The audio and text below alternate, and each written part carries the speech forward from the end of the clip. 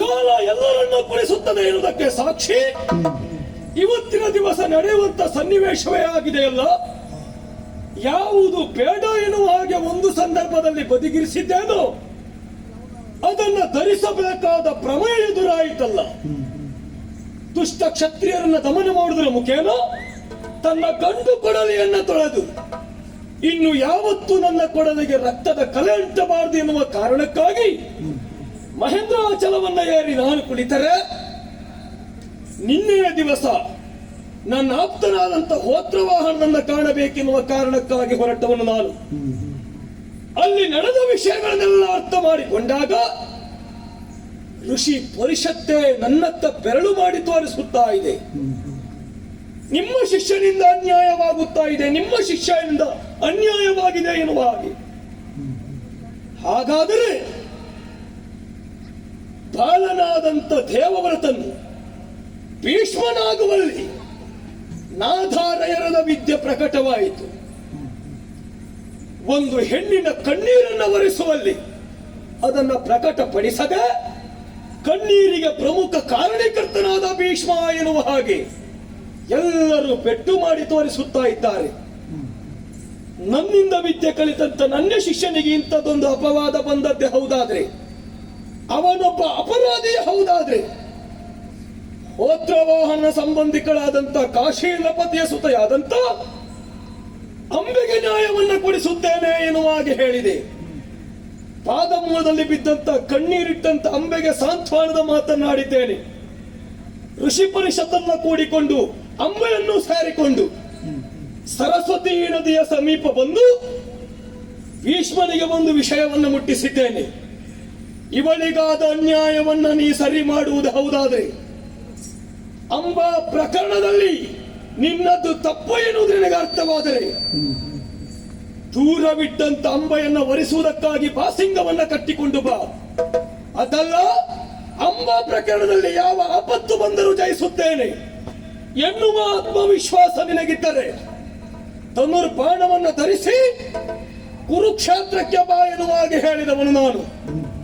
ಋಷಿ ಪರಿಷತ್ತನ್ನ ಸೇರಿ ಬಂದು ನಿಂತದ್ದು ಕುರುಕ್ಷೇತ್ರ.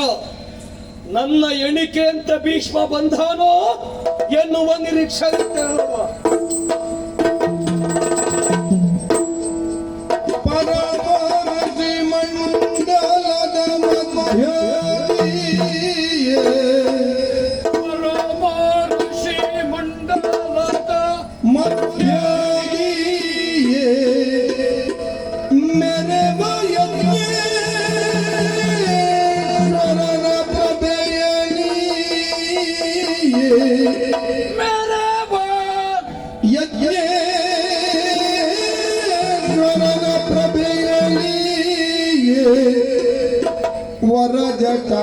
ವರಜಟಾಮಂಡಲದಿ ಶೋಭಿಪಾ ವರಜಟಾಮಂಡಲದ ಮಧ್ಯದಿ ಶೋಭಿಪಾ ಭಾರ್ಗವೇಶ್ವರನ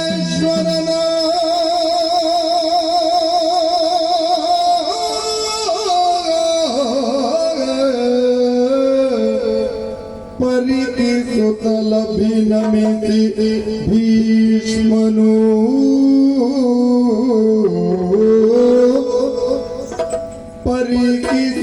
ಪರಿತಿಸುತ್ತಲಭಿನಮಿತಿ ಭೀಷ್ಮನು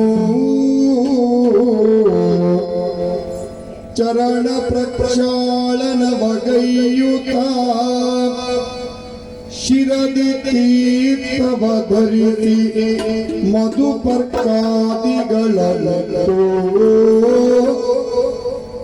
ವರರತು ನಮಯ ಪೀಠವೀಯುತ ಕರವಿಡಿದು ಕುಳ್ಳಿರಿಸಿ ದೈನ್ಯದಿ ಶಿರವ ಭಾಗುತ ಗುರು ನಮೋ ಎಂದನುತ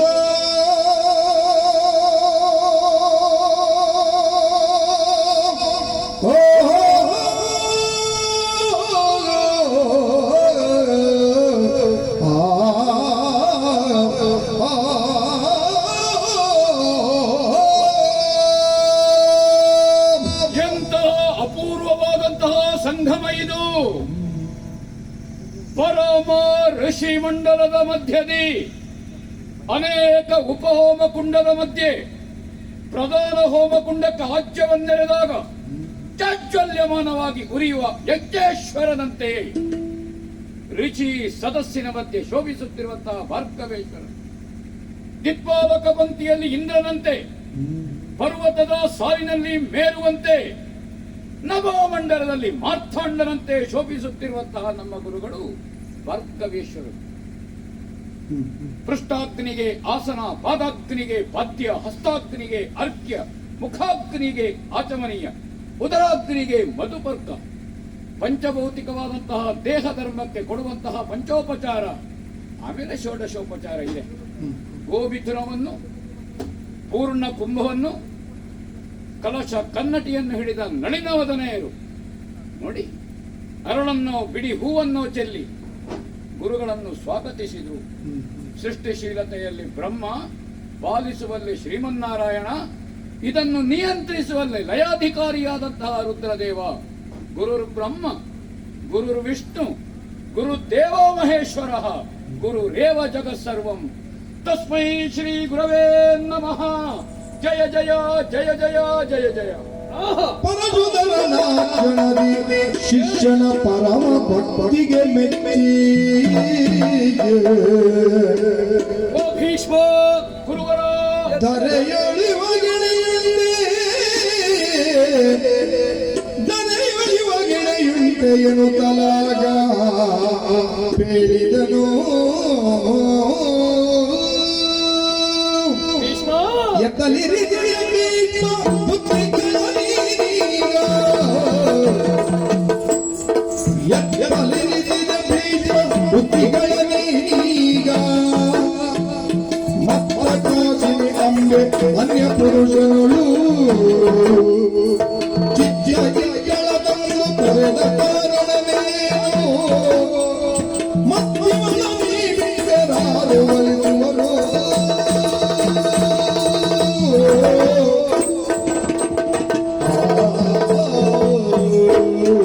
ಭೀಷ್ಮ ಗುರುವರ ಸಂತೋಷ ಆಯಿತು. ಧನ್ಯನಾದೆ ಸ್ವಾಮಿ.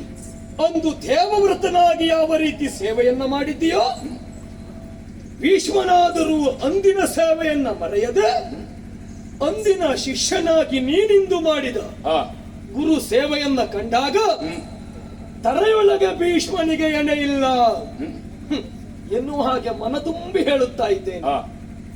ಭೀಷ್ಮ ಗುರುವರ ಆದರೆ ಎತ್ತಲಿರಿಸಿದ ಭೀಷ್ಮ ಬುದ್ಧಿಗಳ ಎಂತ ಬುದ್ಧಿ ನಿನ್ನದು. ದೇವವ್ರತನಾದಂತ ನೀನು ದೇವಾನು ದೇವತೆಗಳಿಗೆ ಒಪ್ಪಿ ಭೀಷ್ಮ ಎನ್ನುವ ಹಾಗೆ ಹೊಗಳುವ ಹಾಗೆ ಮಾಡಿದ ಆ ಎತ್ತರದ ಬುದ್ಧಿಯನ್ನ, ಆ ಭೀಷ್ಮ ಬುದ್ಧಿಯನ್ನ ಅಂಬಾ ಪ್ರಕರಣದಲ್ಲಿ ಎತ್ತಲಿರಿಸಿದ ಭೀಷ್ಮ ಹೋದಯ ಕಾಶಿ ಕ್ಷೇತ್ರಕ್ಕೆ ಹೋಗಿದ್ದೇನೆ ಪೂಜ್ಯರೇ. ಮೂವರು ಹೆಣ್ಣು ಮಕ್ಕಳನ್ನ ಹಸ್ತಿನಾವತಿಗೆ ಕರೆತಂದೆಯಾ? ಹೌದು. ಇಬ್ಬರನ್ನು ತಮ್ಮನಿಗೆ ಕೊಟ್ಟು ಮದುವೆ ಮಾಡಿಸಿದೆಯಾ? ಸರಿ. ಅಂಬೆಯನ್ನ ಬಿಟ್ಟೆಯ? ಅನ್ಯಾನುರಕ್ತೆಯಾದಂತ ಹೆಣ್ಣು ಅರುಳನ್ನ ತಂದು ನೀ ಬಿಟ್ಟ ಪರಿಣಾಮ ಏನಾಯಿತು ಕೇಳು.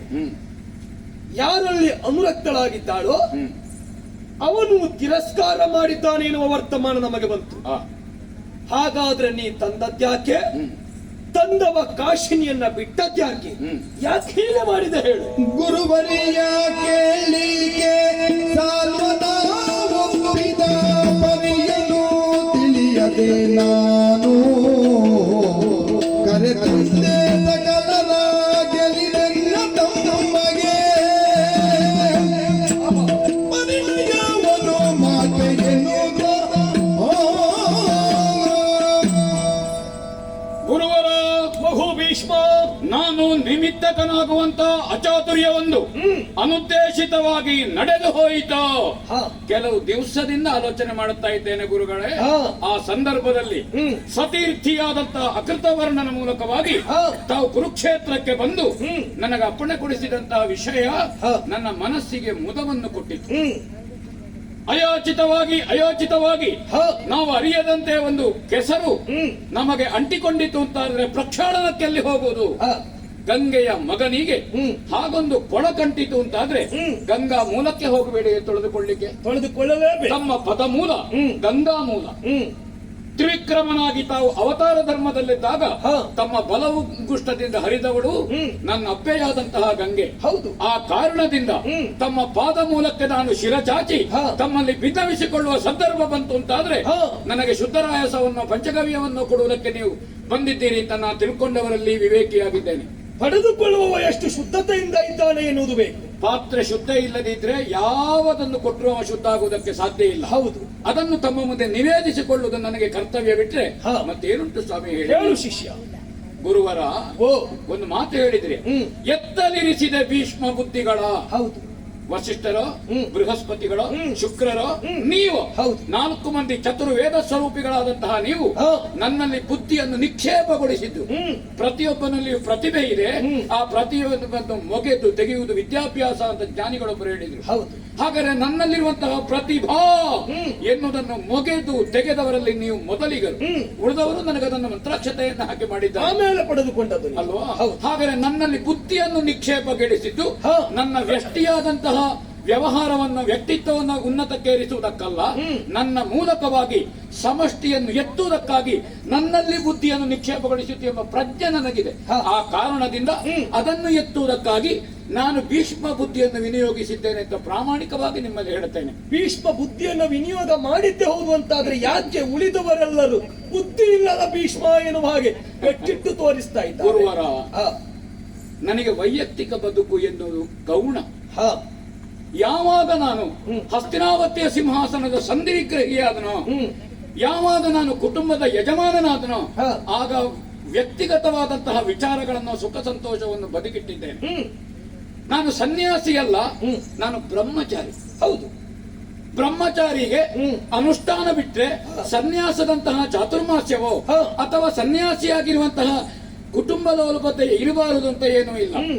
ಕುಟುಂಬದ ಯಜಮಾನನೂ ಹೌದು. ಹಾ. ಹಾಗೆ ಅಂತ ನಾನು ಸಂಸಾರಿ ಮದುವೆಯಾಗಿ ಹ್ಮ್. ಮಕ್ಕಳನ್ನು ಪಡಿಲಿಲ್ಲ ಅಂತ ಬಿಟ್ರೆ ಹ್ಮ್. ನನ್ನ ತಮ್ಮಂದಿರನ್ನು ಒಟ್ಟು ನಮ್ಮ ಕುಟುಂಬವನ್ನು ಹಾ. ಒಬ್ಬ ಜ್ಯೇಷ್ಠನಾಗಿ ನೋಡಿಕೊಳ್ಳುವ ಹೊಣೆ ಉಳ್ಳವ. ಹ್ಮ್. ಜೊತೆಗೆ ಹಾ. ಹಸ್ತಿನಾವತಿಯ ಸಂಧಿ ವಿಗ್ರಹಿ. ಹೌದು. ಕಾಶಿ ದೇಶದಲ್ಲಿ ಹ್ಮ್. ಪ್ರತಾಪಸೇನನ ಮದುವೆಯ ಒಕ್ಕಣೆಯಲ್ಲಿ ಹ್ಮ್. ಕರಿಪುರದ ಅರಸ ಮತ್ತು ಭೀಷ್ಮನಿಗೆ ಗೊತ್ತಾಗಬಾರದು ಎಂಬ ಒಕ್ಕಣೆ ಹಾ. ನನ್ನ ರಾಜಕೀಯ ಪ್ರಜ್ಞೆಯನ್ನು ಜಾಗೃತಗೊಳಿಸಿತು. ಹಾ. ಮುಂದೆಲ್ಲಿಯಾದ್ರೂ ತೊಂದರೆ ಬಂದಿತ್ತು ಎಂಬ ದೂರಾಲೋಚನೆಯಿಂದ ಹ್ಮ್. ಎಲ್ಲೋ ಒಂದು ಕಡೆಯಲ್ಲಿ ಹೊಗೆಯಾಡ್ತದೆ ಅಂತ ಆದ್ರೆ ನೀರು ಹಾಕಬೇಕು. ಹಾಕಬೇಕು. ಅದು ಬೆಂಕಿಯಾಗ್ಲಿ ಅಂತ ಕಾದು ಕೂತುಕೊಳ್ಳುವುದಲ್ಲ. ಆಹಾ. ಮುಳ್ಳಿನ ಗಿಡ ಒಂದು ಚಿಗುರೊಡೆಯುವುದಿದ್ರೆ ಹ್ಮ್. ಮೂಲದಲ್ಲಿ ಚಿವುಟಬೇಕಾದಂತಹ ಧರ್ಮವನ್ನು ಕಂಡು ಹ್ಮ್. ನಾನು ಕ್ಷಾತ್ರವನ್ನು ಮುಂದಿಟ್ಟುಕೊಂಡು ಹಾ. ಅಲ್ಲಿ ಹೋಗುವ ಅನಿವಾರ್ಯತೆಯಿಂದ ಹ್ಮ್. ಹಸ್ತಿನಾವತಿಯ ಸಂಧಿ ವಿಗ್ರಹಿಯಾಗಿ ಹಾ. ರಾಜತಾಂತ್ರಿಕ ಪ್ರಮುಖನಾಗಿ ಹೋದೆ.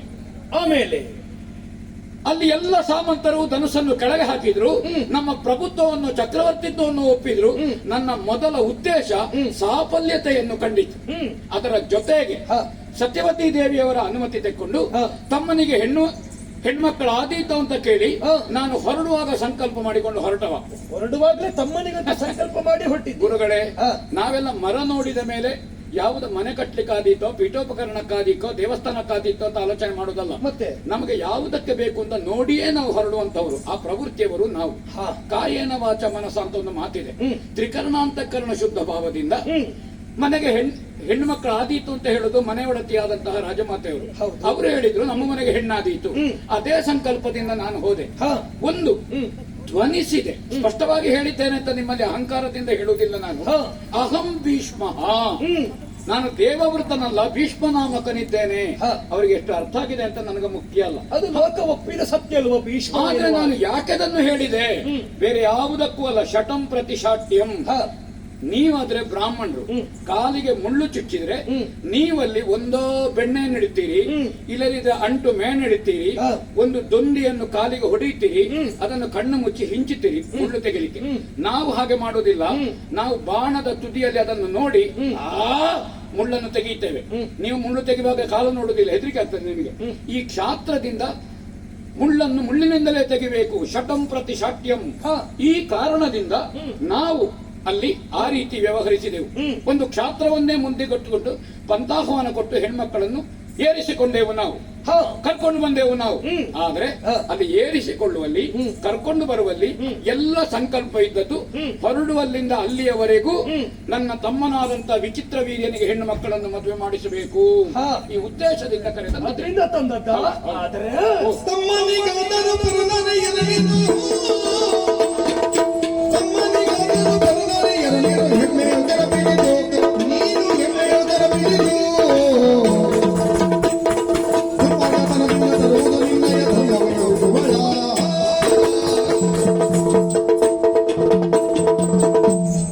ಭೀಷ್ಮ ಗುರುವರ ಕಾಶಿ ಕ್ಷೇತ್ರವನ್ನು ಪ್ರವೇಶ ಮಾಡಿದ್ದು, ಹೆಣ್ಣು ಮಕ್ಕಳ ಸ್ವಯಂವರ ಮಂಟಪದಲ್ಲಿ ಹೋಗಿ ಹೆಣ್ಣು ಮಕ್ಕಳನ್ನ ರಥದಲ್ಲಿ ಕುಳ್ಳಿರಿಸಿಕೊಂಡದ್ದು ತಮ್ಮನಿಗಾಗಿ ಎನ್ನುವ ಹಾಗೆ ಹೇಳಿದ್ಯ.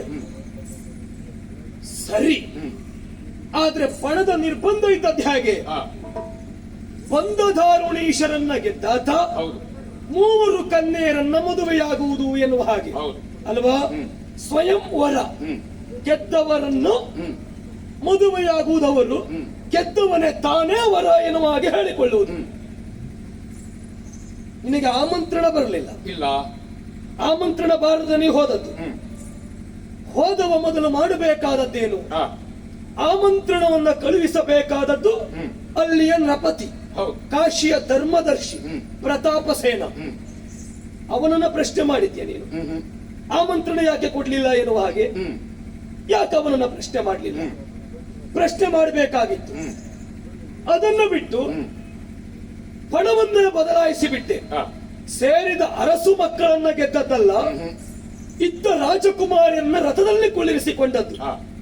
ಆಮೇಲೆ ಎದುರಾದ ದಾರುಣೀಶರು ಕೆಲವರನ್ನ ಕೆಡಹಿದ್ದಂತೆ ನಮಗೆ ಬಂದ ವರ್ತಮಾನ. ಹೌದು. ಆದರೆ ತಮ್ಮನಿಗಾಗಿಯೇ ಹೆಣ್ಣನ್ನು ತರುವುದಕ್ಕೆ ಹೋದಂತ ನೀನು ಸಂಧಿ ವಿಗ್ರಹಿಯಾಗಿ ಹೋದರೂ ಮದುವೆಯಾಗುವವ ನೀನಲ್ಲ, ಮದುವೆ ನೀನಾಗುವುದಿಲ್ಲ ಅಂತದ್ದಂತ ನೀವು ಗೊತ್ತಿದ್ದು ಯಾಕೆ ತಮ್ಮನಾದಂತ ವಿಚಿತ್ರ ವೀರನ್ನ ಕರೆದುಕೊಂಡು ಹೋಗ್ಲಿಲ್ಲ ನೀನು? ಗುರುವರ ಓ 3 ಸಂಗತಿಗಳಿದೆ ಇಲ್ಲಿ. ಏನು? ಒಂದು, ನಾನಲ್ಲಿ ಕರೆ ಕೊಡುವಲ್ಲಿ ತಮ್ಮನಿಗೆ ಅಂತ ಹೇಳಲಿಲ್ಲ. ಹೇಳಿಲ್ಲ, ಹೇಳಬೇಕಿತ್ತು ನೀನು. ಹೌದು, ಹಾ. ಒಂದು ವಿಷಯ ಅದು. ಯಾಕೆ ಹೇಳಿಲ್ಲ?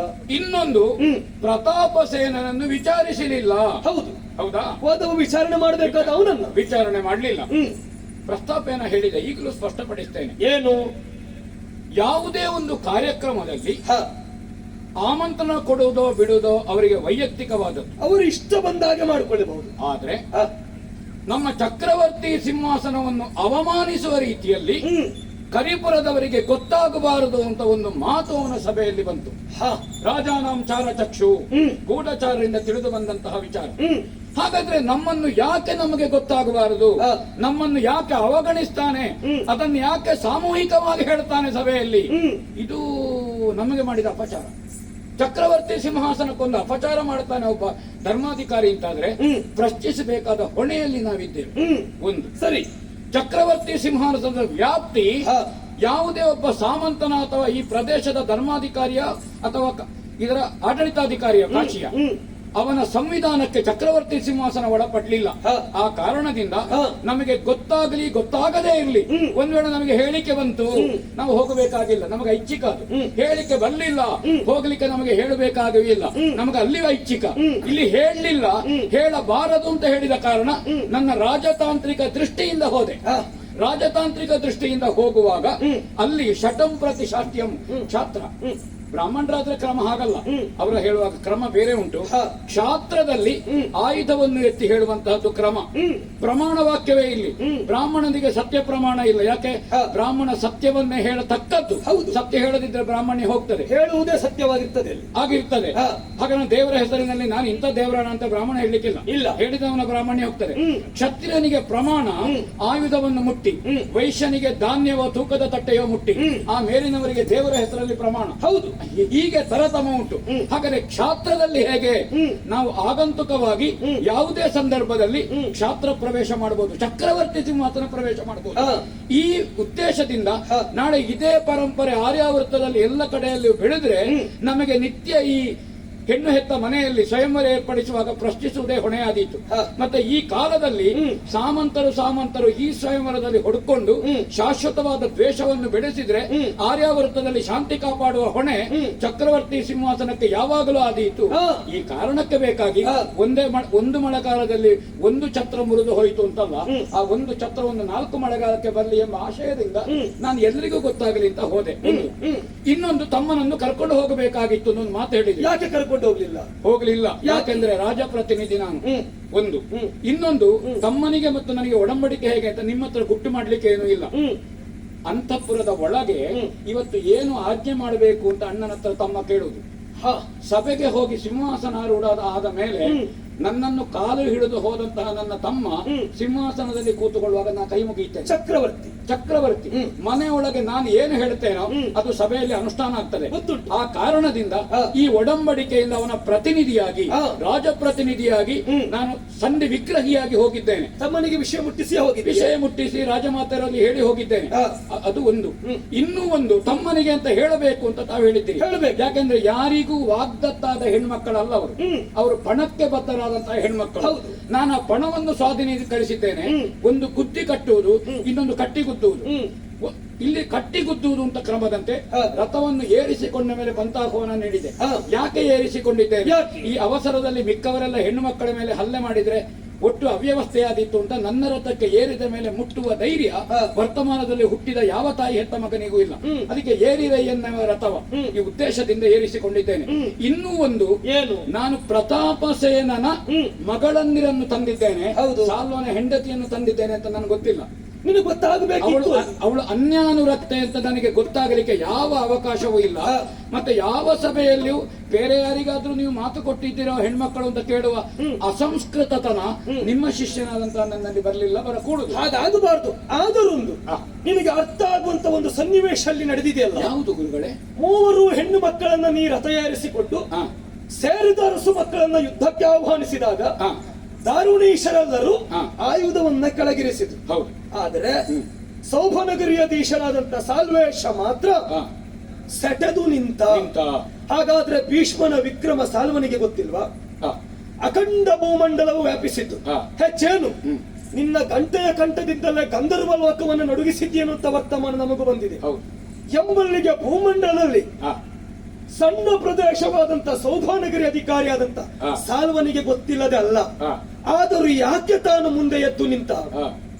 ತನಗೆ ಅವಳ ಮೇಲೆ ಹಕ್ಕುಂಟೆನ್ನುವುದೇ ಅಲ್ಲಿ ಅವ ಮಾಡಿದ ಕಾರ್ಯ ರೂಪಿಸ್ತದೆ. ನೀ ಯೋಚನೆ ಮಾಡಬೇಕಿತ್ತು. ಒಂದು ಸಂದರ್ಭದಲ್ಲಿ ದೇವವ್ರತರಾದಂತ ನೀನು ನಿನ್ನ ಏನೋ ಅಂತಃಪುರವನ್ನ ಪ್ರವೇಶ ಮಾಡಿದಾಗ ಅವರ ದುಃಖಕ್ಕೆ ಕಾರಣ ಏನು ಎನ್ನುವನಾಗ ಪ್ರಶ್ನೆ ಮುಂದಿಟ್ಟಾಗ, ಮಗನೇ ಒಂದು ಕಣ್ಣು ಕಣ್ಣಲ್ಲ, ಒಂದು ಬಟ್ಟೆಯಲ್ಲ, ಒಬ್ಬ ಮಗನಲ್ಲ, ನಿನಗೆ ತಮ್ಮನಿದ್ದರೆ ಆದಿತು ಎನ್ನುವಾಗಿ ಹೇಳಿದ ಮಾತನ್ನ ಕೇಳಿ ದೇವವ್ರತನಾದಂತ ನೀನು ತಮ್ಮ ಆಗಬೇಕು ಅಂತಾದ್ರೆ ಅಮ್ಮ ಬೇಕು ಎನ್ನುವಾಗ ಯೋಚನೆ ಮಾಡಿ ದಾಶರಾಜನ ಮನೆಯಂಗಳದಲ್ಲಿ ದೇವವ್ರತನೇ ಭೀಷ್ಮನಾದವ. ಆ ಭೀಷ್ಮ ಬುದ್ಧಿಯನ್ನ ಕಾಶಿ ಕ್ಷೇತ್ರದ ಪ್ರತಾಪಸೇನನ ಮಕ್ಕಳ ಸ್ವಯಂವರ ಮಂಟಪದಲ್ಲಿ ವಿನಿಯೋಗ ಮಾಡುವುದನ್ನ ಮರೆತು ಬಿಟ್ಟೆಯ ಭೀಷ್ಮ. ಗುರುಗಳೇ, ಯಾವುದೇ ಒಂದು ಪ್ರಕರಣದ ವಿಶ್ಲೇಷಣೆ, ಪ್ರಕರಣದ ವ್ಯಾಖ್ಯಾನ ಅವರವರ ಮನೋಧರ್ಮಕ್ಕೆ ತಕ್ಕಂತೆಯೇ ಸಾಗುತ್ತದೆ. ಒಂದು ಬೆಟ್ಟದ ಬುಡದಲ್ಲಿ ಹುಟ್ಟಿದ ಒಂದು ಹೊಳೆ ಹರಿವ ದಿಕ್ಕು ಬೇರೆ. ಅದೇ ಬೆಟ್ಟದ ಬುಡದಲ್ಲಿ ಹುಟ್ಟಿದ ಇನ್ನೊಂದು ಹೊಳೆ ಹರಿವ ದಿಕ್ಕು ಬೇರೆ. ಹೋಗುತ್ತಾ ವಿಸ್ತರಿಸುವ ರೀತಿಯೂ ಬೇರೆ. ಒಂದೇ ಮರದಲ್ಲಿ ಬೆಳೆದ ಕಾಯಿ ಅದು ಹುಟ್ಟಿದಾಗ ಅದರಲ್ಲಿ ಬರುವಂತಹ ಗಿಡದ ಗಾತ್ರ, ಬೆಳೆಯುವ ರೀತಿಯಲ್ಲಿ ವ್ಯತ್ಯಾಸ ಇದೆ. ಒಂದೇ ತಾಯಿಯ 4 ಮಕ್ಕಳಿದ್ರೆ 4 ಸ್ವಭಾವ ಹೇಗೆ ಇರ್ತದೋ ಈ ಪ್ರಕರಣದಲ್ಲಿ ನನ್ನ ಚಿಂತನೆಯನ್ನು ನಿಮ್ಮ ಹತ್ರ ಹೇಳ್ತೇನೆ. ಏರಿದ ಈ ಎನ್ನಯ ರಥವ ತೊರೆಯಲಿ ಅಂತ ರಥ ಏರುವಾಗ ಸಾಲ್ವ ಆಕ್ಷೇಪಿಸುತ್ತಿದ್ದ ನಾನು ಆಲೋಚನೆ ಮಾಡ್ತಿದ್ರೆ ಸಾಲ್ವ ಯಾಕೆ ಆಕ್ಷೇಪಿಸ್ತಾನೆ ಅಂತ. ಅವಾಗ ಆಕ್ಷೇಪಿಸಲೇ ಇಲ್ಲ. ಯಾರು ಸಾಮಂತರಿದ್ದಾರೆ ಇವರು ಹಸ್ತಿನಾವತಿಯ ಭೀಷ್ಮನಿಗೆ ಹೆಣ್ಣು ಕೊಡುವುದರಲ್ಲಿ ನಮ್ಮ ಆಕ್ಷೇಪ ಇಲ್ಲ, ಅವನ ಚಕ್ರವರ್ತಿತ್ವವನ್ನು ನಾವು ಅಂಗೀಕರಿಸ್ತೇವೆ ಅಂತ ಹೇಳಿದ ಮೇಲೆ ಪ್ರತಾಪಸೇನನು ಮಾತಾಡಿಯಾಗಿದೆ. ಅವನು ಸುಳ್ಳು ಹೇಳಿದ, ಚರರ ನಿಮ್ಮೆಡೆಗೆ ಕಳುಹಿಸುವ ಮನದೊಳಿರೆ ಚರಂದರ, ಅವನು ಸುಳ್ಳನ್ನೇ ಹೇಳಿದ್ದು. ಬಿಡು, ಅವನಿಷ್ಟ. ಹೌದೌದು. ಇವರು ಹೇಳಿದ ಮೇಲೆ ಸಾಲ್ವ ಎದ್ದ. ಏನು ಭೀಷ್ಮನಲ್ಲಿ ಕ್ಷತ್ರ ಮಾರಿ ಹೋಯಿತೋ ಅಂತ ಕೇಳಿದ. ಅವನ ಧ್ವನಿಯಲ್ಲಿ ಎಲ್ಲಿಯೂ ನಾನು ಗಾಂಧರ್ವ ರೀತಿಯಿಂದ ಒಪ್ಪಿದ ಅಥವಾ ಮದುವೆಯಾದ ಹೆಣ್ಣನ್ನು ಕೊಂಡು ಹೋಗುತ್ತೀಯೋ ಎಂಬ ಪ್ರಶ್ನೆ ಮೂಡಲಿಲ್ಲ. ನನ್ನ ಬ್ರಹ್ಮಚರ್ಯ ವಿವೇಕ ಹಾಗೆ ಯೋಚಿಸುವುದಕ್ಕೆ ಸಂಸ್ಕಾರವೂ ತೆರೀಲಿಲ್ಲ.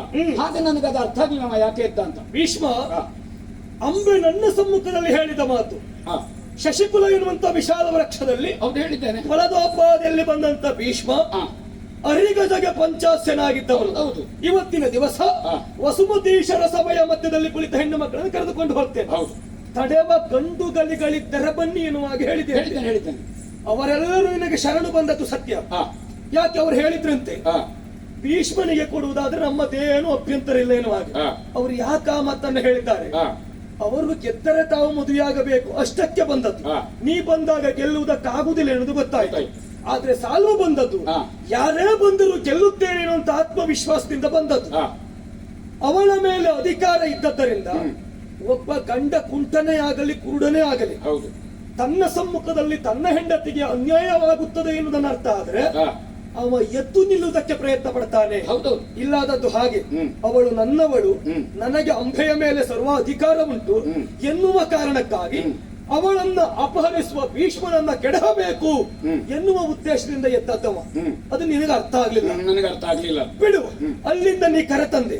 ಆದ್ರೆ ಕರೆತಂದ ಮೇಲೆ ನೀ ಮಾಡಬೇಕಾದದ್ದೇನು, ಕರೆತರುವಲ್ಲಿ ನೀನು ಯಾವ ರೀತಿಯಾಗಿ ಬಳಸಿಕೊಂಡಿದ್ದೀವೋ ಅದೇ ರೀತಿಯಾಗಿ ವರ್ತಿಸಬೇಕಾದದ್ದು ಅಲ್ವಾ. ಕರೆತಂದ ರೀತಿ ಆದ್ರೂ ಹೇಗೆ, ಮದುವೆಯ ವಿಭಾಗದಲ್ಲಿ ಅಷ್ಟವಿಧಗಳುಂಟಂತೆ ಅಲ್ವಾ. ಅದರಲ್ಲಿ ನೀ ತಂದದ್ದು ಹೇಗೆ, ಅಪಹರಿಸಿಕೊಂಡು ಬಂದದ್ದು ಕನ್ಯಾ ಹರಣ ಅಲ್ವಾ. ರಕ್ಕಸ ವಿವಾಹ ಪದ್ಧತಿಯಲ್ಲಿ ಅಪಹರಿಸಿಕೊಂಡು ಬಂದದ್ದು. ಆ ರೀತಿಯಾಗಿ ತಂದ ಹೆಣ್ಣು ಮಕ್ಕಳನ್ನ ಪ್ರಶ್ನೆ ಮಾಡುವ ಹಾಗಿಲ್ಲ. ತಂದದ್ದು ಯಾವ ರೀತಿಯ ಯೋಚನೆ ಮಾಡಿಯೋ ಅದೇ ರೀತಿಯಾಗಿ ಅವಳನ್ನ ನೇರವಾಗಿ ಆಜ್ಞೆಯಿಂದಲೇ ಮದುವೆ ಮಾಡಿಸತಕ್ಕದ್ದು ಮದುವೆ ಆಗಬೇಕು. ನೀನ್ ಯಾಕೆ ಅಂಬೆಯನ್ನ ಪ್ರಶ್ನೆ ಮಾಡಿದೆ, 3 ಮಕ್ಕಳನ್ನ ಯಾಕೆ ಪ್ರಶ್ನೆ ಮಾಡಿದೆ, ಮದುವೆಯಾಗಿ ಶಶಿಕುಲವನ್ನ ಉಳಿಸುತ್ತೀರೋ ಎನ್ನುವ ಹಾಗೆ. ಅದು ನಿನ್ನದು ತಪ್ಪಾಗಲಿಲ್ವಲ್ಲ, ಯಾಕೆ ಆ ಪ್ರಶ್ನೆ ಮಾಡಿದೆ.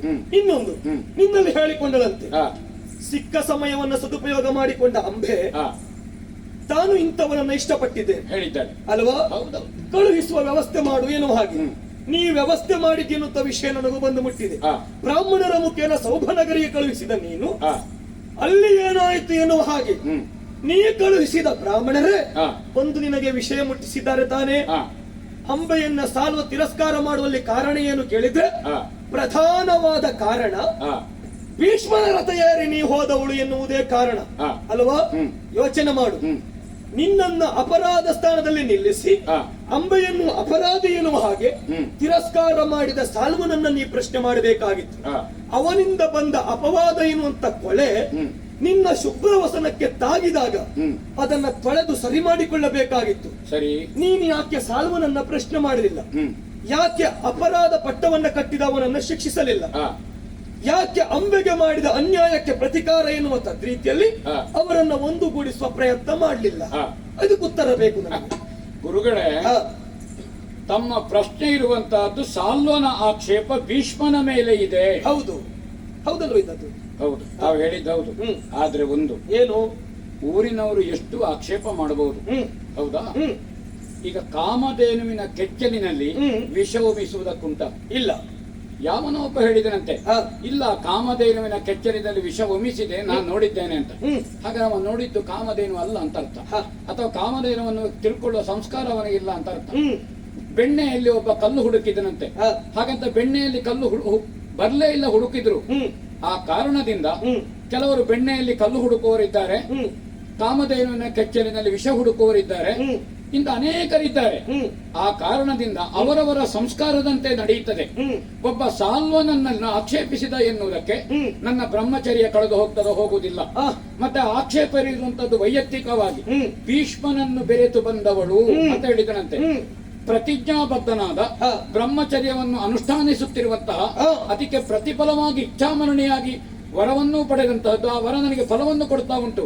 ಅಂತಹ ಒಬ್ಬ ಬ್ರಹ್ಮಚಾರಿಯನ್ನು, ಅನುಷ್ಠಾನ ನಿಷ್ಠನನ್ನು ಒಂದು ಹೆಣ್ಣು ಬೆರೀಲಿಕ್ಕಾಗ್ತದ? ಹಾಗಾದ್ರೆ ಅಪ್ಪಟ ಬಂಗಾರ ಯಾವುದು, ಕಾಗೆ ಬಂಗಾರ ಯಾವುದು ಅಂತ ಅವನಿಗೆ ಗೊತ್ತಿಲ್ಲ ಅಂತ ಅರ್ಥ. ಭೀಷ್ಮ, ನೀ ಹಾಗೆ ಯೋಚನೆ ಮಾಡಬಾರದು. ಯಾಕೆ ಗೊತ್ತುಂಟ, ಕ್ಷಾತ್ರಿಯರಿಗೆ ನಾನು ನನ್ನ ವಿದ್ಯೆಯನ್ನು ಅಭ್ಯಾಸ ಮಾಡುವುದಿಲ್ಲ ಎನ್ನುವ ಹಾಗೆ ಹೇಳಿದವನು. ಹೌದೌದು. ಆದರೂ ಯಾಕೆ ನಿನಗೆ ವಿದ್ಯೆಯನ್ನ ದಾರಿ ಎರೆದೆ? ಆ, ತ್ರೇತೆಯ ರಾಮನನ್ನ ನಿನ್ನಲ್ಲಿ ಕಾಣಬೇಕು, ನೀನು ಅಭಿನವ ರಾಮನಾಗಬೇಕು ಎನ್ನುವ ಆಸೆಯಿಂದ ಹೌದು. ತ್ರೇತೆಯಲ್ಲಿದ್ದಂತ ಮರ್ಯಾದ ಪುರುಷೋತ್ತಮನಾದಂತ ಶ್ರೀರಾಮಚಂದ್ರನು ಆ, ಲಂಕೆಯಿಂದ ಅಯೋಧ್ಯೆಗೆ ಬರುವಾಗ ಹೌದು. ಅಗ್ನಿ ಪರೀಕ್ಷೆ ಆಯ್ತಂತ ಗೊತ್ತುಂಟಲ್ಲ. ಆಯ್ತಾಯ್ತು. ಅಗ್ನಿ ಪರೀಕ್ಷೆಗೆ ದೇವಾನುದೇವತೆಗಳು ಸಾಕ್ಷಿಯಾಗಿ ಪಿತೃದೇವತೆಗಳೇ ಮೇಲೆ ಬಂದು ನಿಂತು ಸೀತೆ ಪರಿಶುದ್ಧಳು ಎನ್ನುವ ಹಾಗೆ ಹೇಳಿದಳಂತೆ. ರಾಮನು ಸೀತೆಯನ್ನ ಕರೆದುಕೊಂಡು ಬಂದು ಸಂಸಾರವನ್ನ ಸಾಗಿಸಿ ಅದೆಷ್ಟೋ ಸಮಯಗಳಾದ ಮೇಲೆ ಹೌದು. ಯಾರೋ ಪಟ್ಟೆ ತಳುವವ ಹೇಳಿದ ಮಾತು ಭದ್ರ ಎನ್ನುವಂತ ಗೂಢಚರ ಬಂದು ರಾಮನಿಗೆ ಮುಟ್ಟಿಸಿದಾಗ ರಾಮ ಸೀತೆಯನ್ನ ತ್ಯಜಿಸಿದನಂತೆ. ಹೌದು. ಎಂದು ರಾಮನಿಗೆ ಸೀತೆ ಪರಿಶುದ್ಧಳು ಎನ್ನುವುದು ಗೊತ್ತಿಲ್ವಾ? ಗೊತ್ತುಂಟು. ಸೀತೆಯ ಮೇಲೆ ಅನುಮಾನವ. ಆದರೂ ಸೀತೆಯನ್ನು ಯಾಕೆ ತ್ಯಜಿಸಿದ? ರಾಮ ಇದ್ದದ್ದು ಲೋಕದೊಳಗೆ, ಲೋಕ ಅಪವಾದಕ್ಕೆ ಹೆದರಿ ರಾಮ ಸೀತೆಯನ್ನ ಪರಿತ್ಯಜಿಸಿದ. ನೀನು ಹಾಗೆ ಮಗು ಇದ್ದದ್ದು ಆರ್ಯಾವರ್ತದ ಅರಸು ಮಕ್ಕಳೆಲ್ಲರೂ ನಿನ್ನ ಆದರ್ಶವನ್ನ ಒಪ್ಪುವ ಸ್ಥಾನದಲ್ಲಿ ಇದ್ದದ್ದು ಅಂತ ನೀನು ಇಂಥದ್ದೊಂದು ಅಪವಾದ ಬಂದಾಗ ಅದಕ್ಕೆ ತಲೆ ಕೊಟ್ಟು ಅದನ್ನ ತೊಳೆದುಕೊಳ್ಳಬೇಕು. ಬಿಟ್ಟರೆ ಯಾರೋ ಹೇಳಿದ್ದು ನನಗಾಗುವುದಿಲ್ಲ ಅಂತ ಹೇಳಬಾರದು ಮಗು. ನೀನು ನನ್ನ ಶಿಷ್ಯನಾಗಿ ಸರಿ. ಇದನ್ನು ನೀನು ಸರಿಪಡಿಸಬೇಕಾಗಿತ್ತು, ಅದನ್ನ ನೀನು ಮಾಡಲಿಲ್ಲ. ಮತ್ತೆ ಅಂಬೆ ಹೇಳಿದಳು ಎನ್ನುವ ಕಾರಣಕ್ಕಾಗಿ ಅಂಬೆಯನ್ನ ಕಳುಹಿಸಿದೆ. ಅದೇ ಅಂಬೆ ಮರಳಿ ಬಂದು ಹೇಳಿದಾಗ ಅಂಬೆಯ ಮಾತನ್ನ ನೀವು ಒಪ್ಪಲಿಲ್ಲ, ಅಂಬೆಯನ್ನ ತಿರಸ್ಕಾರ ಮಾಡಿದೆ. ಮೊದಲು ಒಪ್ಪಿದ ನೀನು ಆಮೇಲೆ ಯಾಕೆ ಒಪ್ಪಲಿಲ್ಲ? ಯಾಕೆ ಅವಳನ್ನ ತಿರಸ್ಕಾರ ಮಾಡಿದೆ? ಕಾರಣ ಉಂಟು. ಏನು? ನಾನು ಸಾಲ್ವನ ಹೆಂಡತಿ ಅಂತ ಅವಳೇ ನನ್ನ ಹತ್ರ ಹೋಗೋ ಮೊದಲು ಹೇಳಿದ್ದು. ಸರಿ. ಅಹಂ ಶಾಲ್ವ ಸ್ಯಾಹಂ, ನಾನು ಸಾಲ್ವನಿಗೆ ಸೇರಿದವಳು. ಸಾಲ್ವನಿಗೆ ಸೇರಿದವಳು ಅಂದ್ರೆ ಗಾಂಧರ್ವ ವಿಧಿಯ ಪ್ರಕಾರ ಸಾಲ್ವನ ಹೆಂಡತಿ. ಹೌದು. ಸಾಲ್ವ ತಿರಸ್ಕರಿಸಿದ್ದು ಯಾಕೆ? ಅವರ ಪ್ರಣಯಕ್ಕೆ ಸಾಕ್ಷಿ ಇಲ್ಲ. ಆ ಪ್ರಣಯ ಯಾವ ರೀತಿ ಉಂಟು ಅಂತಲೂ ನಮ್ಗೆ ಗೊತ್ತಿಲ್ಲ. ಸಾಲ್ವನಿಂದ ತಿರಸ್ಕರಿಸಲ್ಪಟ್ಟು ಹತಾಶವಾಗಿ ಅವಳು ಓಡಿಕೊಂಡು ಬಂದ್ಲು, ಇಲ್ಲಿಗೆ ಓಡಿಕೊಂಡು ಬಂದ್ಲು.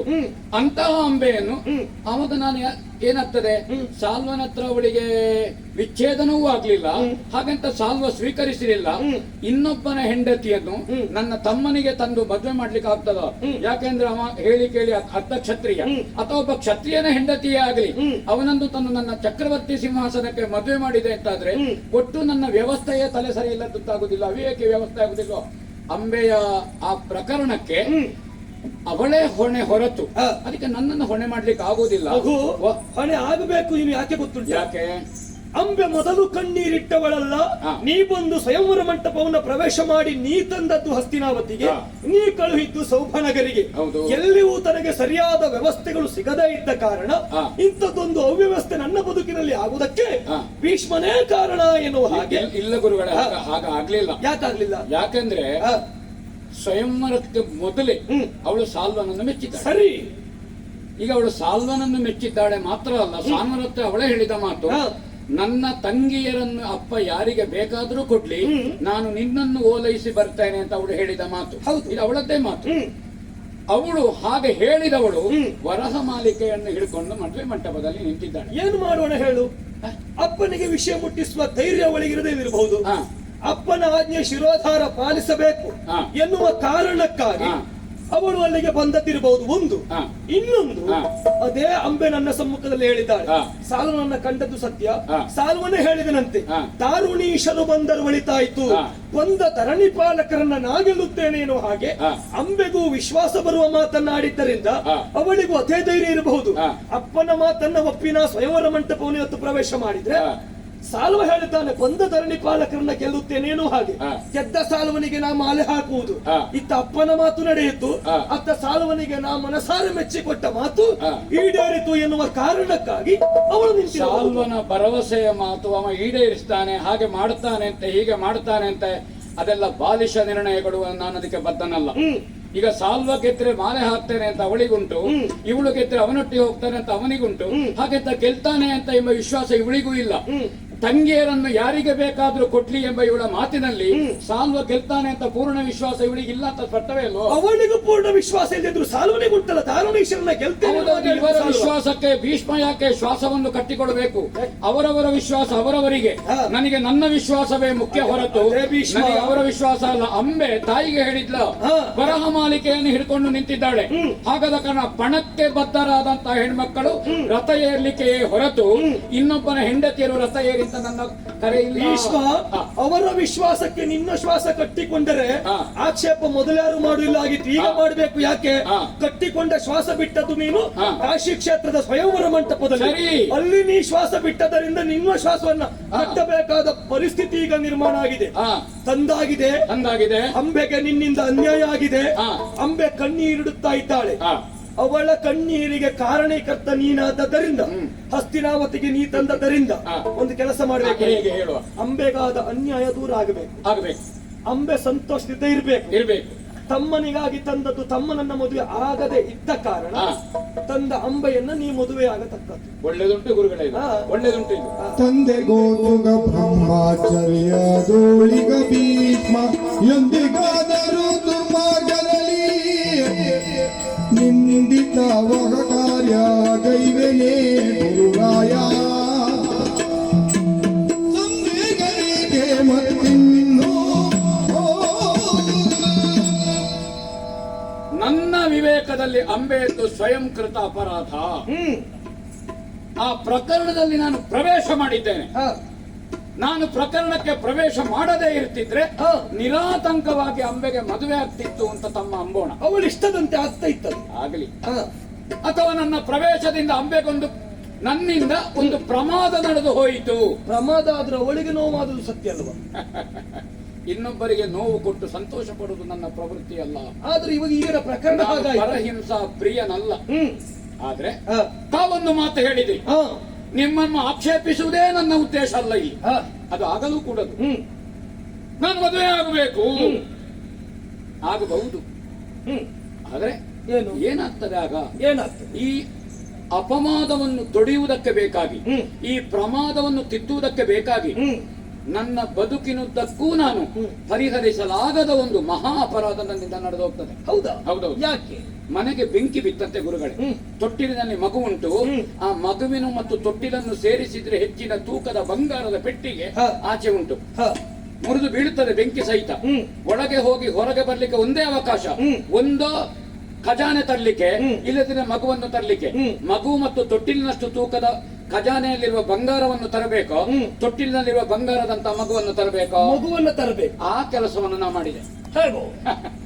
ಗಾಣವನ್ನು ತಿರುಗಿಸುವ ಒಬ್ಬಾಕೆ ಬಡವಿಯಾದಂತಹ ಹೆಣ್ಣಿನ ಎರಡೂ ಕೈ ತುಂಡು ಹೋಯಿತು. ಗಾಣಕ್ಕೆ ತುಂಡಾಯ್ತು. ಗಾಣಕ್ಕೆ ಹಾಕುವಾಗ ಮುಂದಿನ ತಿಂಗಳು ಅವಳ ಹುಟ್ಟು ಹಬ್ಬ ಬಂತು. ಯಾವನೋ ಒಬ್ಬ ಅಣ್ಣ ಅವಳಿಗೆ 2 ಚಿನ್ನದ ಬಳೆ ಕೊಡಬೇಕು ಅಂತ ತೆಕ್ಕೊಂಡು ಬಂದನಂತೆ. ಎರಡೂ ಕೈ ಮುರಿದವಳಿಗೆ ಚಿನ್ನದ ಬಳೆ ಅಗತ್ಯ ಉಂಟಾ? ಅಗತ್ಯ ಇಲ್ಲ. ಯಾಕೆ ನಾ ಹೇಳಿದೆ? ಹಾಗಂತ ಮುರಿದು ಹೋದ ವಿಷಯ ಅಣ್ಣನಿಗೆ ಗೊತ್ತಾದ್ರೆ ಅವ ಕಳಿಸುವುದಿಲ್ಲ. ಹೌದೌದು, ಆತನ ಪ್ರೀತಿಯಿಂದ. ಪ್ರಯೋಜನ ಆಯ್ತಾ? ತಂದು ಪ್ರಯೋಜನ ಆಗ್ಲಿಲ್ಲ, ಹೇಗೆಯೋ ಹಾಗೆ. ಈಗ ನಾನು ಅಂಬೆಯನ್ನು ಮದುವೆ ಆಗುವುದು ಅಂತ ತಾವು ಹೇಳಿದೆ. ಹೌದು ಗುರುವಾರ ತಂದೆಯವರಿಗೆ ಮದುವೆ ಮಾಡಿಸಲಿಕ್ಕೆ ಬೇಕಾಗಿ 2 ಪ್ರತಿಜ್ಞೆ ಮಾಡಿದೆ. ಪ್ರಕರಣವನ್ನು ನಾನು ವಿಸ್ತರಿಸುವುದಿಲ್ಲ, ಗೊತ್ತುಂಟು. ಒಂದು, ಹಸ್ತಿನಾವತಿಯ ಸಿಂಹಾಸನವನ್ನು ಏರುವುದಿಲ್ಲ. ಯಾಕಂದ್ರೆ ದಾಶರಾಜ ತನ್ನ ಮಗಳ ಹೊಟ್ಟೆಯಲ್ಲಿ ಹುಟ್ಟುವವಳಿಗೆ ಅಧಿಕಾರವನ್ನು ಯಾಚಿಸಿದ. ತಂದೆಯವರ ಮನಸ್ಸಿನಲ್ಲಿ ನಾನೇ ಸಿಂಹಾಸನವನ್ನು ಏರಬೇಕು, ಅವರಿಗೆ ಅದು ಸಹಿ ಆಗ್ಲಿಲ್ಲ, ಒಂದು ಮಲಗಿದ್ರು. ಆವಾಗ ನಾನು ಹೋದದ್ದು ಸಿಂಹಾಸನ ಏರುವುದಿಲ್ಲ. ಅದನ್ನು ಒಪ್ಪದೆ ಎಲ್ಲಿಯಾದ್ರೂ ಮಕ್ಕಳ ಕಾಲಕ್ಕೆ ಜಗಳ ಬಂದ್ರೆ, ಹಾಗಾದ್ರೆ ನಾನು ಏರದೇ ಇದ್ರು ನನ್ನ ಮಕ್ಕಳ ಕಾಲಕ್ಕೆ ಪೈತೃಕವಾದಂತಹ ಅಧಿಕಾರ ಊರ್ಜಿತ ಅಂತ ದಾಶರಾಜನಿಗೆ ಗೊತ್ತುಂಟು. ಬ್ರಹ್ಮಚರ್ಯವನ್ನು ಘೋಷಿಸಿದೆ. ಲೋಕದಲ್ಲಿರುವ ಹೆಣ್ಮಕ್ಕಳೆಲ್ಲ ಭಾಗೀರಥಿಗೆ ಸಮಾನ. ಆ ಕಾಲಕ್ಕೆ ದೇವತೆಗಳು ಭೀಷ್ಮ ಭೀಷ್ಮ ಭೀಷ್ಮ ಅಂತ ಹೇಳಿದ್ರು. ಹೌದು. ಹಾಗಾದ್ರೆ ನನ್ನ ಬ್ರಹ್ಮಚರ್ಯಕ್ಕೆ, ಆ ಘೋಷಣೆಗೆ, ಆ ತ್ಯಾಗಕ್ಕೆ ದೇವತೆಗಳು ಕೊಟ್ಟಂತಹ ಮಹಾಪ್ರಸಾದ. ದೇವರತ್ರ ಸಿಟ್ಟು ಬಂತು ಅಥವಾ ಬೇರೆ ದೇವರದ್ದು ಯಾವುದೋ ಒಂದು ಉಪವಾಸ ಬಂತು, ಯಾವುದೋ ಒಂದು ವ್ರತ ಬಂತು ಅಂತ ದೇವರು ಕೊಟ್ಟ ಪ್ರಸಾದವನ್ನು ಹಿಂದೆ ಕೊಡ್ಲಿಕ್ಕೆ ಆಗ್ತದ? ಅದಾಗುದು. ನಮ್ಮ ಧಾರ್ಮಿಕತೆಯಲ್ಲಿ ನಾನೀಗ ಅಂಬೆಯನ್ನು ಮದುವೆ ಆಯ್ತು ಅಂತಾದ್ರೆ ಅವರು ಭೀಷ್ಮ ಅಂತ ಕೊಟ್ಟಂತಹ ಉಪಾಧಿ ಏನುಂಟು ಆ ಮಹಾಪ್ರಸಾದವನ್ನು ನಾನು ಯಾವ ಪಾಪದ ಕೂಪಕ್ಕೆ ಹಾಕಬೇಕು ಹೇಳಿ? ಆವಾಗ ನಾನು ದೇವತೆಗಳಿಗೆ ಅಪಚಾರ ಮಾಡಿದಾಗ್ತದೆ, ದೇವಕಲ್ಪವನ್ನು ನಾನು ವಿರೋಧಿಸಿದ ಹಾಗಾಗ್ತದೆ. ಒಂದು ಮದುವೆ ಆಯ್ತು, ಸಹಜವಾಗಿ ಮಕ್ಕಳಾಗಬೇಕು ಗುರುಗಳೇ, ಆಗಬೇಕು. ಧರ್ಮ ಪ್ರಜಾ ಸಂಪತ್ಸಿದ್ಧಿ, ಅದಕ್ಕಾಗಿ ಮದುವೆ ಆಗುದಲ್ವಾ? ನನ್ನ ಮಕ್ಕಳಿಗೆ ಅಧಿಕಾರ ಬರ್ತದೆ ಆಗ. ಜೀವಂತವಾಗಿ ನಾನು ವಿಚಿತ್ರ ವೀರ್ಯನ ಪದಭ್ರಷ್ಟ ಮಾಡಬೇಡ, ಕೊಲ್ಲಬೇಡ, ನನ್ನ ಪದಭ್ರಷ್ಟ ಮಾಡಬೇಕು. ಜೀವಂತವಾಗಿರುವಂತಹ ಸತ್ಯವೇದೇವತಿ ದೇವಿಯವರಿಗೆ ನಾನು ದುಃಖ ದರ್ಶನವನ್ನು ಕೊಡಬೇಕು. ಪ್ರತಿಜ್ಞಾಬದ್ಧರಾದಂತಹ ಭೀಷ್ಮ ನನ್ನನ್ನು ತಾಯಿ ಅಂತ ಕರೆದಿದ್ದಾನೆ, ತಮ್ಮನಲ್ಲಿ ಚಕ್ರವರ್ತಿತ್ವವನ್ನು ಕಂಡಿದ್ದಾನೆ, ಇವತ್ತು ಮದುವೆ ಆಗಿದ್ದಾನೆ, ನನ್ನ ಮಗನನ್ನು ಪದಭ್ರಷ್ಟ ಮಾಡಿದ್ದಾನೆ, ನನಗೆ ಕೊಟ್ಟಂತಹ ಮಾತನ್ನು ಉಳಿಸಲಿಲ್ಲ. ಇದು ಒಂದು ಸಿಂಹಾಸನದಲ್ಲಿ ನಡೆಯುವ ಪ್ರಕ್ರಿಯೆ. ಇದು ಇಡೀ ಆರ್ಯಾವೃತ್ತದಲ್ಲಿ ಸಿಂಹಾಸನವನ್ನು ಪ್ರಶ್ನಿಸುವಂತ ಒಂದು ಸ್ಥಿತಿಗೆ ನಾನು ನಿರ್ಮಾಣ ಆಗುವುದಿಲ್ವಾ? ಆಗ್ತದೆ. ಇನ್ನೊಂದು ಪ್ರಕರಣ ಹೇಳ್ತೇನೆ. ಏನು? ಇದರಿಂದಾಗಿ ನನ್ನ ತಂದೆಯವರು ನನಗೆ ಇಚ್ಛಾಮರಣ ಅಂತ ಕೊಟ್ಟಿದ್ದಾರೆ. ಹೌದು. ಹಾಗಾದ್ರೆ ಸಿಂಹಾಸನವನ್ನು ಏರುವ ಹಕ್ಕಿಲ್ಲದಿದ್ರು ಶಾಶ್ವತವಾಗಿ ಸಿಂಹಾಸನದ ಭದ್ರತೆಯನ್ನು ಕಾಯ್ದುಕೊಳ್ಳುವ ಹೊಣೆಯನ್ನು ಕೊಟ್ಟಿದ್ದಾರೆ. ಇಲ್ಲಿವರೆಗೂ ಮಾಡಿದ್ದು ಅದನ್ನೇ. ನಾನು ಬ್ರಹ್ಮಚರ್ಯವನ್ನು ಬಿಟ್ಟೆ, ತಂದೆಯವರು ಕೊಟ್ಟಂತಹ ಇಚ್ಛಾಮರಣ ಎಂಬಂತಹ ಅನುಗ್ರಹವನ್ನು ವಿನಿಮಯ ಮಾಡಿಕೊಂಡಿದ್ದೇನೆ. ಅಲ್ಲಿ ವೈಶ್ಯವೃತ್ತಿಯನ್ನು ಮಾಡಿದ್ದೇನೆ. ಆ ಕಾರಣದಿಂದ ವೈಶ್ಯನಾದಂತಹ ನಾನು ಪುನಃ ಕ್ಷತ್ರಿಯನಾಗುವುದಕ್ಕಾಗುತ್ತದೋ? ಆಗುವುದಿಲ್ಲ. ಬ್ರಹ್ಮಚರ್ಯದ ಅನುಷ್ಠಾನದಿಂದ ಆಚಾರ್ಯ ಪದವಿಗೆ ಏರಿದಂತಹ ನಾನು ಪುನಃ ಗೃಹಸ್ಥನಾದ್ರೆ ಒಟ್ಟು ನಮ್ಮ ಶಾಸ್ತ್ರ ಧರ್ಮಕ್ಕೆ ಅಪಚಾರ ಆಗ್ತದೆ ಗುರುಗಳೇ. ಹಾಗಾದ್ರೆ ಪಿತೃಲೋಕದಲ್ಲಿರುವಂತಹ ತಂದೆಯವರು ಕಣ್ಣೀರಿಳಿಸಿದ್ರೆ 7 ತಲೆಮಾರು ಪಿತೃಗಳು ಪ್ರಪಾತಕ್ಕಿಳಿಯುತ್ತಾರೆ. ಅದು ಹೆಣ್ಣಿನ ಕಣ್ಣೀರಿಗೂ ಅದೇ ಆಗುದಲ್ವೇನೋ? ಆ ಕಾರಣದಿಂದ ನಾನು ನಿಮ್ಮ ಹತ್ರ ಹೇಳುವುದು, ಏನು? ಈ ಗುರುಲಘುವನ್ನು ನೋಡಿದ್ರೆ ನನಗೆ ಕಾಣುವುದು ತಂದೆಯವರಿಗೆ ಅಪಚಾರ ಮಾಡ್ಲಿಕ್ಕೆ ಆಗುವುದಿಲ್ಲ, ದೇವರು ಕೊಟ್ಟ ಪ್ರಸಾದವನ್ನು ಹಿಂದೆ ಕೊಡ್ಲಿಕ್ಕೆ ಆಗುವುದಿಲ್ಲ. ನಿತ್ಯ ಕಣ್ಣೀರಿನಲ್ಲಿ ನಾನು ಸತ್ಯವತಿಯನ್ನು ಕೈ ತೊಳೆಯುವಂತೆ, ನನ್ನ ತಮ್ಮನನ್ನು ಪದಭ್ರಷ್ಟನಾಗಿ ಲೋಕ ನನ್ನನ್ನು ದೂರುವಂತೆ ಮಾಡುವುದಕ್ಕಾಗುವುದಿಲ್ಲ. ಈ ಗುರುಲಘುವನ್ನು ಕೊಡುವಾಗ ಈ ಮಹಾಸಂಗತಿಯಲ್ಲಿ ಒಂದು ಊರು ಉಳಿಬೇಕು ಅಂತಾದ್ರೆ ಒಂದು ಮನೆ ತ್ಯಾಗ ಮಾಡಬೇಕು, ಒಂದು ಮನೆ ಉಳಿಬೇಕು ಅಂತಾದ್ರೆ ಒಬ್ಬ ಕುಟುಂಬದವ ತ್ಯಾಗ ಮಾಡಬೇಕು. ಇದು ನನ್ನ ರಾಷ್ಟ್ರ ಧರ್ಮ, ಇದು ನನ್ನ ಸಂಧಿ ವಿಗ್ರಹಿಯ ಧರ್ಮ. ಇದು ಸಿಂಹಾಸನದ ಸಂರಕ್ಷಕನಾಗಿ ಅದರ ಸಂರಕ್ಷಣೆಗೆ ನಾನು ಯಾವ ಅಪರಾಧ, ಯಾವ ಅಪವಾದ, ಯಾವುದನ್ನು ಹೊತ್ತುಕೊಳ್ಳುವುದಕ್ಕೂ ತಯಾರಿದ್ದೇನೆ. ಅಂಬೆ ನನ್ನನ್ನು ವಿರೋಧಿಸುವ, ಅಂಬೆ ನನ್ನನ್ನು ದೂರುವ, ಅಂಬೆ ನನಗಿಂದ ಅನ್ಯಾಯ ಆಯಿತು ಅಂತ ಹೇಳುವುದನ್ನು ನಾನು ಸಹಿಸ್ತೇನೆ. ಆದ್ರೆ ದೇವತೆಗಳಿಗೆ, ಸತ್ಯವತಿ ದೇವಿಯವರಿಗೆ, ಚಕ್ರವರ್ತಿಗಳಿಗೆ, ಪಿತೃಲೋಕದಲ್ಲಿರುವ ತಂದೆಯವರಿಗೆ ಕಣ್ಣೀರನ್ನವನ್ನು ಕೊಡುವುದಕ್ಕೆ ನಿಮ್ಮ ಶಿಷ್ಯ ತಯಾರಿಲ್ಲ. ಆ ಕಾರಣದಿಂದ ಅಂಬೆಯನ್ನು ಮದುವೆ ಆಗುವ ಪ್ರಕರಣ ಇಲ್ಲ. ತಂದೆಯವರಿಗೆ ನೀನು ಬೇಸರ ಮಾಡುವುದಿಲ್ಲ, ದೇವತೆಗಳ ಮಾತಿಗೆ ಎರಡಾಡುವುದಿಲ್ಲ. ಇದಕ್ಕೆ ನೀವು ಪರಿಹಾರ ಹೇಳಿದ್ರೆ ನಾನು ಆಲೋಚನೆ ಮಾಡಬಹುದು. ಶಾಸ್ತ್ರೀಯವಾಗಿ ಪರಿಹಾರ ಬೇರೆ ಏನೂ ಇಲ್ಲ. ಮತ್ತೆ ಸಾಲ್ವನನ್ನ ಮದುವೆ ಮಾಡಿಸ್ತೇನೆ ಎನ್ನುವ ಹಾಗೆ ನೀವು ಪಣ ತೊಟ್ಟು ಮದುವೆ ಮಾಡಿಸಬೇಕು. ಅದು ಆಗ್ಲಿಲ್ಲ ಎನ್ನುವ ಕಾರಣಕ್ಕಾಗಿ ನೀನೇ ಮದುವೆ ಆಗಬೇಕಾದದ್ದು ಬಿಟ್ಟರೆ ಬೇರೆ ಪರಿಹಾರ ಆಗುವುದು ಹೇಗಿಲ್ಲ. ಇದಕ್ಕೆ ಒಂದು ತಮಗೆ ಸಮಾಧಾನ ಹೇಳುತ್ತೇನೆ. ಏನು? ಸಾಲ್ವನನ್ನು ಮದುವೆ ಆಗಿಸಲಿಕ್ಕೆ ಆಗುವುದಿಲ್ಲ. ಯಾಕಂದ್ರೆ ದುಷ್ಯಂತ ಭೂಪತಿಗಳು ಶಕುಂತಲಾ ದೇವಿಯನ್ನು ಗಾಂಧರ್ವ ರೀತಿಯಿಂದ ಗರ್ಭಿಣಿಯನ್ನಾಗಿಸಿ ಹೋದಾಗ ದುಷ್ಯಂತನನ್ನು ಬರ್ಲಿಕ್ಕೆ ಕಣ್ಣೂರು ಹೇಳಲಿಲ್ಲ. ಅದಕ್ಕೆ ಸಾಕ್ಷಿ ಇಲ್ಲ, ಆತ್ಮಸಾಕ್ಷಿ ಅದಕ್ಕೆ. ಮತ್ತೆ ಗರ್ಭಾಂಕುರಗೊಂಡಂತಹ ಗರ್ಭವೇ ಸಾಕ್ಷಿ. 5 ವರ್ಷ ಆಗುವಾಗ ಕಳುಹಿಸಿಕೊಟ್ಟದ್ದು. ಹಾಗಾಗಿ ಅವರ ಗಾಂಧರ್ವ ವಿಧಿವಿಧಾನಕ್ಕೆ ನಮ್ಮಲ್ಲಿ ಸಾಕ್ಷಿ ಇಲ್ಲ. ಇವಳು ಹುಳಿಮಾನ ಕಾಯೋಕೆ ಹೇಳಲಿಲ್ಲ. ಆ ಕಾರಣದಿಂದ ಅವರ ಮಾತು ಅದು ಗಾಳಿಯಲ್ಲಿ ಹೋಯ್ತೋ ನೀರಿನಲ್ಲಿ ಬಿದ್ದು ಹೋಯ್ತು ಅಂತ ನನಗೆ ಗೊತ್ತಿಲ್ಲ. ಸಾಲನನ್ನು ಕರೆಸುವ ಯಾವ ನೈತಿಕತೆಯೂ ನಮಗಿಲ್ಲ. ಅದು ಅಂಬೆ ಕುರಿತಾಗಿ ಇಲ್ವೇ ಇಲ್ಲ. ಅವಳತ್ರವೇ ಹೇಳಿದ್ದೇನೆ, ಅಪ್ಪನ ಮನೆಗೆ ಹೋಗ್ತೀವಿ ಅಂತ ಅವಳು ಬೇಡ ಹೇಳುತ್ತಾಳೆ. ಹೇಗೆ ಹೋಗುದು ಅಪ್ಪನ ಮನೆಗೆ? ಹಾಕೊಳ್ಳಿ. ಅಪ್ಪನ ಮನೆ ಹೋದ್ರೆ ಆಗುವುದೇನು ಗೊತ್ತುಂಟ? ನಾನು ಕೇಳಿದ್ದೇನೆ ಅವಳಲ್ಲಿ. ಏನ್ ಹೇಳಿದ್ಲು? ಗೋತ್ರವಾನಾದಿಗಳ ಮುಂಭಾಗದಲ್ಲಿ ನನ್ನ ಸಮ್ಮುಖ ಕಣ್ಣೀರನ್ನ ಸುರಿಸಿದ ಆ ಕಾಲಕ್ಕೆ ನಾ ಕೇಳಿದ್ದೇನೆ, ನನ್ನವರು ಮೊದಲು ಹೇಳಿದ್ದಾರಂತೆ, ಅಕೃತವರ್ಣನು ಅಲ್ಲ ಅಲ್ಲಿರುವಂತ ಬ್ರಾಹ್ಮಣರು ಹೇಳಿದ್ರಂತೆ, ಹೋಗಬಹುದಲ್ಲ ನಿನ್ನ ಮನೆಗೆ ಎನ್ನುವ ಹಾಗೆ. ಅಲ್ಲಿಂದ ಬಂದವಳು ಇಂಥದ್ದೊಂದು ಪರಿಸ್ಥಿತಿಯಲ್ಲಿ ನನ್ನವರ ಮುಂದೆ ನಾ ಹೋಗಿ ನಿಂತರೆ ಅಲ್ಲಿ ನಾನು ಬದುಕಿರುವಲ್ಲಿವರೆಗೆ ನಿಂದನೆ ಮಾತನ್ನ ಕೇಳಬೇಕಾದೀತು, ಕಣ್ಣೀರನ್ನ ಸುರಿಸಬೇಕಾದೀತು ಎನ್ನುವ ಹಾಗೆ. ಅವಳಿಗೆ ಪ್ರಜ್ಞೆ ಉಂಟು, ನನಗಿಲ್ವಾ? ಅಲ್ಲಲ್ಲ, ನಿಮಗಲ್ಲ, ಅವಾಗ ನನಗಿಲ್ವ ಅಂತ ನಾ ಕೇಳುದು. ಸಾಲ್ವನ ಹತ್ರ ಪ್ರಣಯಿಯಾಗಿ ಸಾಲ್ವನನ್ನು ಗಂಡ ಅಂತ ಹೇಳಿ ಸಾಲ್ವನಲ್ಲಿಗೆ ಹೋಗಿ ಅವನಿಂದ ತಿರಸ್ಕರಿಸಲು ನಾನು ಹಸ್ತಿನಾವತಿಯಲ್ಲಿ ಮದುವೆ ಆದ್ರೆ ಅಥವಾ ತಮ್ಮನಿಗೆ ಮದುವೆ ಮಾಡಿಸಿದ್ರೆ ಹಸ್ತಿನಾವತಿಯ ಸಿಂಹಾಸನ ಹೀಗೆ ಓಡಿ ಹೋದವರು, ನೊಂದವರು, ಇಂಥವರಿಗೆಲ್ಲ ಮದುವೆ ಮಾಡಿಸ್ಲಿಕ್ಕಿರುವ ಸಿಂಹಾಸನ ಅಂತ ಆದೀತ? ಹಾಗಲ್ಲಪ್ಪ, ನಿನಗೆ ಅವಮಾನವಾಯಿತು, ಪೀಠಕ್ಕೆ ಅವಮಾನವಾಯಿತು ಎನ್ನುವ ಕಾರಣಕ್ಕಾಗಿ ಸೇರಿದ ಅರಸು ಮಕ್ಕಳನ್ನ ಪ್ರಶ್ನೆ ಮಾಡಿದ ನಿನಗೆ ಇಂಥದೊಂದು ಪ್ರಕರಣದಲ್ಲಿ ಪ್ರಶ್ನಿಸುವುದಕ್ಕೆ ಬಂದಂತ ಅರಸು ಮಕ್ಕಳನ್ನಾಗಲಿ ಇಲ್ಲ ಆಳುಗಳನ್ನಾಗಲಿ ಸರಿಯಾದ ರೀತಿಯಲ್ಲಿ ಉತ್ತರ ಕೊಡುವಂತ ಬುದ್ಧಿಯ ಬಲ ನಿನ್ನಲ್ಲಿಲ್ವಾ? ಯಾಕೆ ಅಲ್ಲ ಬುದ್ಧಿ ಅದು ಅಗತ್ಯ ಉಂಟಾ ಅಂತ. ಅಗತ್ಯ ನಮ್ಮ ಹತ್ರ ಬುದ್ಧಿ ಉಂಟು ಅಂತ ನಾವು ಗೊತ್ತಿಲ್ಲದೆ ಇದ್ದದಕ್ಕೆ ಕೈ ಹಾಕುದಾ? ಹಾಗಲ್ಲಪ್ಪ, ಹಾ. ಇದ್ದ ಬುದ್ಧಿಯನ್ನು ವಿನಿಯೋಗ ಮಾಡಿದಲ್ಲಿ ತಪ್ಪಿದ್ದರಿಂದ ಹಾ. ತಮ್ಮ ಬುದ್ಧಿವಂತಿಕೆಯಿಂದ ಇನ್ನೊಬ್ಬರು ಕಣ್ಣೀರನ್ನು ಹಾಕ್ತಾರೆ ಅಂತ ಆದ್ರೆ ಹಾ. ಅದನ್ನ ಕಣ್ಣೀರ್ ಹಾಕಿಸಿದವನೇ ಸರಿ ಮಾಡಬೇಕು. ಹಾ. ನೀ ಕಣ್ಣೀರ್ ಹಾಕಿಸಿದವನಾದ್ದರಿಂದ ಹಾ. ನೀನೇ ಸರಿ ಮಾಡಬೇಕದನ್ನ. ಇಲ್ಲ, ಅವಳು ನಾನು ಕಣ್ಣೀರು ಹಾಕ್ಸಿದ್ದು ಅಂತ ಹೇಳಲೇ ಇಲ್ಲ. ಹಾ. ಎಂದಿಗೈತಗಳೋ ಎಂಬ ಸಾಲಿನಲ್ಲಿಗೆ ನನ್ನನ್ನು ಕಳುಹಿಸಿಕೊಡಿ ಅಂತಲೇ ಅವಳು ಹೇಳಿದ್ದು. ನನ್ನ ಸಮ್ಮುಖ ಬಂದು ಭೀಷ್ಮನಿಂದ ನನಗೆ ದುಸ್ಥಿತಿ ಅಂತ ಹೇಳಿದಳಲ್ಲ ಶಿಷ್ಯ. ಅಯ್ಯೋ, ಅವಳು ಏಕಲವ್ಯನೊಟ್ಟಿಗೂ ಒಂದು ವಾರ ಕಳೆದಿದ್ದಾಳೆ. ನಾನು ಕೆಟ್ಟದ್ದು ಮಾತಾಡ್ತಾನೆ ಅಂತ ಆಲೋಚನೆ ಮಾಡಬೇಡಿ. ಹಾಗೆ ಮಾತಾಡಬಾರ್ದು. ಅಲ್ಲಲ್ಲ, ಅವಳ ಸಂಸ್ಕಾರ ಅಲ್ಲಿಗೆ ಬಂದು ಮುಟ್ಟಿದೆ ಅಂತ ನೀ ಯೋಚನೆ ಮಾಡು. ಹಾ. ಒಬ್ಬ ಕಾಡ ಬೇಡ ಬಂದು ಹಸ್ತಿನಾವತಿಯ ಪೀಠವನ್ನ ಪ್ರಶ್ನೆ ಮಾಡ್ತಾನೆ ಅಂತ ಆದ್ರೆ ಹಾ. ನಿನ್ನ ಆಡಳಿತ ಎಷ್ಟರ ಮಟ್ಟಿಗೆ ಏನು ಹೋಗಿದೆ ಮಾಡುದು? ಹಾ. ಗರುಡ ಕಂಬದಲ್ಲಿ ಕಾಗೆ ಬಂದು ಕೂತುಕೊಡುತ್ತದೆ. ಹಾಗೆ ಅಂತ ಅದನ್ನೇ ಗರುಡ ಅಂತ ಗ್ರಹಿಸಿ ಧ್ವಜಾರೋಹಣ ಮಾಡ್ಲಿಕ್ಕಿಲ್ಲ. ಕೈ ತಟ್ಟಿ ಓಡಿಸುವುದು, ಹಾ. ಶುದ್ಧ ಕಲಶ ಮಾಡುವುದು, ಹಾ. ಗರುಡ ಕಂಬಕ್ಕೆ ಧ್ವಜಾರೋಹಣ ಮಾಡುವುದು. ಮೊದಲು ಕುಳಿತುಕೊಳ್ಳದಿದ್ದ ಹಾಗೆ ನೋಡ್ಬೇಕಾಗಿತ್ತು. ಹಾ. ಇವತ್ತು ನಾ ಹೇಳಿದ್ದಕ್ಕೆ ನೀನು ಹಾ. ಅವಳನ್ನ ಮದುವೆ ಆಗುದಿಲ್ವಾ? ಅವಳನ್ನು ಮಗದು ಹೇಗೆ ಆಗುವುದು ಹೇಳಿ? ನೀ ಮದುವೆ ಆಗದೆ ಇದ್ರೆ ಆಗುದೇ ಅನ್ನೋ ಗೊತ್ತುಂಟ. ಯಾವುದು?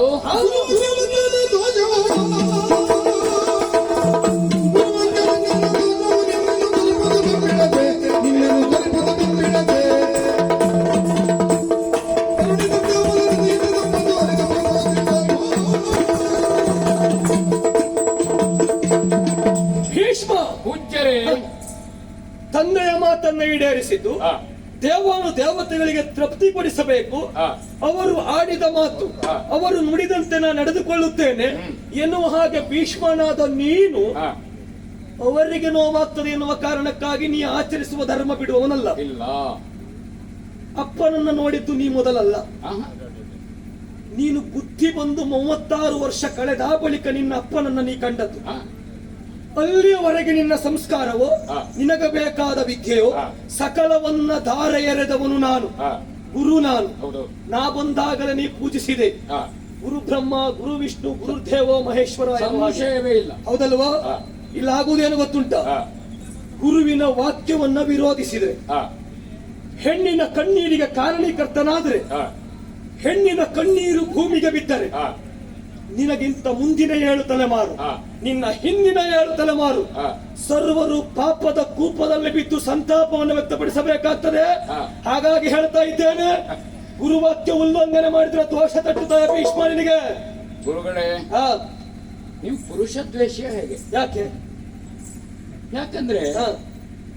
ತಾನು ಅಪ್ಪ ಅಮ್ಮನಿಗೆ ಅಷ್ಟು ವರ್ಷ ಸಾಕಿ ಹ್ಮ್ ದುಡಿದು ಮಾಡಿ ವಿದ್ಯೆ ಕೊಟ್ಟು ಎಲ್ಲವನ್ನೂ ಕೊಟ್ಟ ಅಪ್ಪ ಅಮ್ಮನಿಗೆ ಹೇಳದೆ ಹ್ಮ್ ಹೊಳೆ ಬದಿಯಲ್ಲಿ ಮಾತು ಕೊಟ್ಟ ಅಂಬೆಯನ್ನು ಸಮರ್ಥಿಸ್ತೀರಿ. ಹ್ಮ್ ಅಪ್ಪ ಅಮ್ಮನಿಗೆ ಬೇಕಾಗಿ ಹ್ಮ್.